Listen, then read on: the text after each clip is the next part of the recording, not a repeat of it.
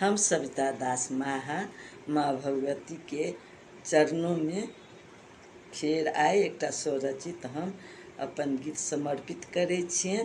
माँ भगवती सबके कल्याण करथिन। जय माता दी। अम्बे बुझि जइयो हे अम्बे बुझि जइयो मोनक बात, कलश नेने ठाढ़ भेल छी। अम्बे बुझि जइयो मोनक बात, कलश नेने ठाढ़ भेल छी।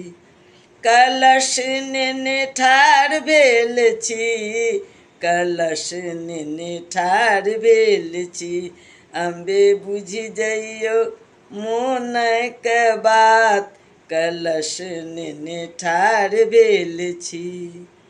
कलश पर चौमुख दीप जरल अछि, कलश पर चौमुख दीप जरल अछि। अखंड ज्योति सेहो जरते अछि, संगे गुगुल गमकैत अछि माय, कलश नेने ठाढ़ भेल छी। अम्बे बुझि जइयो मोनक बात, कलश नेने ठाढ़ भेल छी।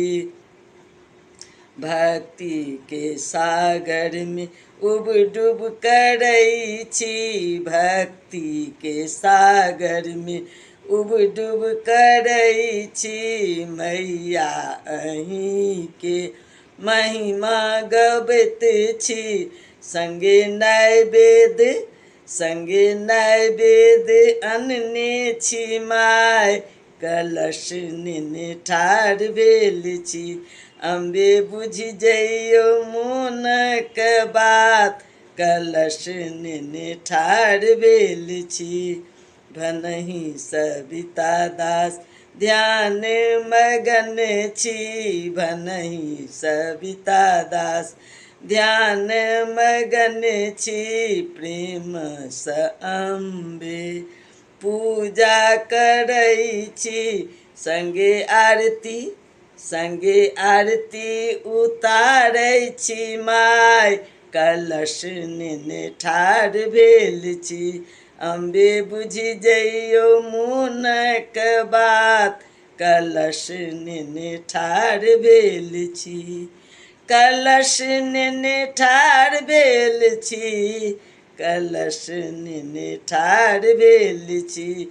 अम्बे बुझि जइयो मोनक बात, कलश नेने ठाढ़ भेल छी।